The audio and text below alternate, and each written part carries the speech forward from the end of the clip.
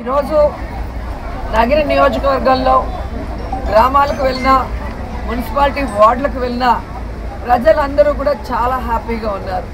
ప్రజల వద్దకే పరిపాలన రావటం, వాలంటీర్ ప్రతి ఇంటికి వెళ్ళి వారి సమస్యలు తెలుసుకుని అవి పరిష్కరించడం, అలాగే ఎమ్మెల్యేలు మంత్రులు గడప గడపకు వెళ్ళి ఆ ప్రాంతంలో కావాల్సిన అభివృద్ధి కార్యక్రమాలు చేయటం వల్ల ఈరోజు ప్రజలంతా చాలా హ్యాపీగా ఉన్నారు.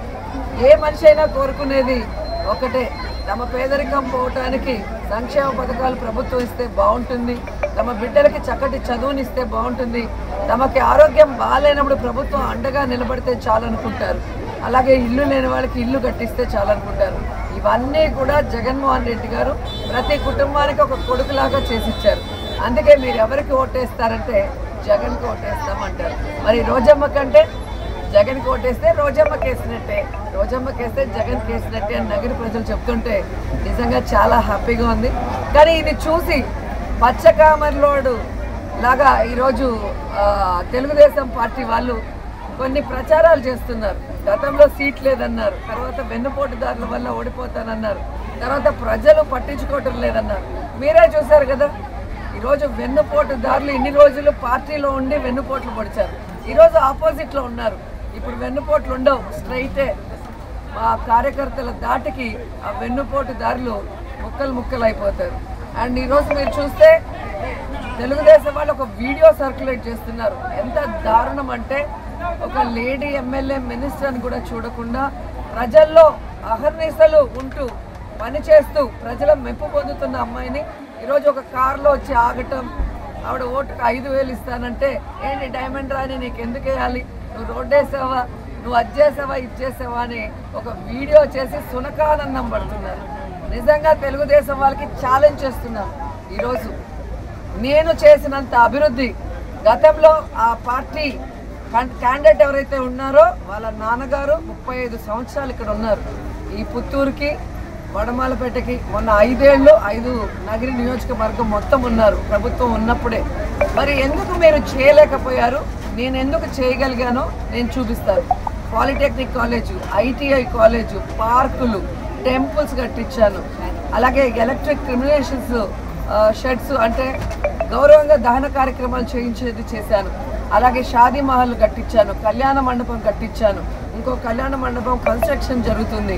అండ్ ఈరోజు ఏ మున్సిపాలిటీలో అయినా కూడా రూరల్ అంతా కలిపి మున్సిపాలిటీ చేశారే తప్ప వాళ్ళకి సక్రమంగా రోడ్లు, డ్రైన్లు, లైట్లు, వాటర్ లేని పరిస్థితి. ఈరోజు నేను గర్వంగా చెప్పగలను, ఈరోజు అన్ని వార్డులలో కూడా నేను ఎంత చక్కగా అభివృద్ధి చేశానో నేను చూపించడానికి రెడీగా ఉన్నాను. అలాగే ప్రతి గ్రామాల్లో కూడా సచివాలయ బిల్డింగ్లు, రైతు భరోసా కేంద్రాలు, వెల్నెస్ సెంటర్లు కట్టించి ఈరోజు ప్రజల వద్దకే పరిపాలన తీసుకెళ్ళాం. నగిరిలో 100 బెడెడ్ హాస్పిటల్ని అన్ని ఫెసిలిటీస్తో విత్ డయాలసిస్ సెంటర్తో కూడా అద్భుతంగా చేసి ప్రజలకు అందించాం. అలాగే అర్బన్లో మీరు అర్బన్ హెల్త్ సెంటర్ని ఏ ప్రాంతానికి ఆ ప్రాంతం కట్టించి ప్రజల ఆరోగ్యాన్ని పరిరక్షిస్తున్నాం. అండ్ జగన్మోహన్ రెడ్డి గారు ఇచ్చిన సంక్షేమాల్ని పార్టీ చూడకుండా ప్రతి ఇంటికి వచ్చాం. ఈరోజు నేను చేసిన అభివృద్ధికి ప్రజలంతా కూడా నన్ను సొంత బిడ్డలాగా ఆశీర్వదిస్తున్నారు. ఈరోజు నా మీద కంటెస్ట్ చేసేవాడు ఈ పనికి మాలిన వీడియోలు చేసుకొని ఈరోజు పనికి మాలిన లీడర్లు అంటే గంజాగాళ్ళు, అరెస్ట్ అయ్యి కేసులు ఉన్నవాళ్ళు, అలాగే బియ్యం దొంగలు, లిక్కర్ దొంగలు గతంలో పీడీ యాక్ట్లు ఉన్నోళ్ళని పెట్టుకొని ఈరోజు ప్రజల్ని హింసిస్తూ ప్రజల చేత తిరస్కరించబడిన ఆ తెలుగుదేశం పార్టీ క్యాండిడేట్ ముందు కళ్ళు కిందకి చూస్తే డెవలప్మెంట్ సంక్షేమం కనిపిస్తుంది, కళ్ళు నెత్తికెక్కాయి కాబట్టి ఇలా ఉంది. ఫస్ట్ మీ అమ్మ మీ తమ్ముడు నీకు ఎందుకు ప్రచారం రాలేదో ఈ నగరి ప్రజలందరికీ తెలుసు. నీ వల్ల మీ నాన్న చనిపోయారన్న బాధలో నీకు పని చేయమని చంద్రబాబు నాయుడుకే చెప్పిన మీ తల్లి గారు తమ్ముడు గారు విషయం ఈ నగరి ప్రజలందరికీ తెలుసు. సో నీకు ఓటేస్తే రేపు మీ నాన్నకు పట్టిన గతే ఈ కాన్ఫరెన్స్లో ఉన్న చాలా మందికి పడుతుందన్న భయం ఉంది కాబట్టి ఎవరు నీకు ఓటేసే పరిస్థితి లేదు అని చెప్పి ఆ క్యాండిడేట్కి చెప్పుకుంటున్నా. అండ్ ఈరోజు జగనన్న కానీ జగనన్న సైనికులైన మేమైనా కూడా 5 సంవత్సరాలు ప్రజల్లో అధికారం వచ్చాక అంతకుముందు అపోజిషన్లో 5 ఏళ్ళు వాళ్ళ కోసం ఎలా ఫైట్ చేసాం, ఇప్పుడు ఎలా అభివృద్ధి చేసి సంక్షేమాన్ని అందిస్తున్నామో ఎవరు కూడా మర్చిపోలేరు.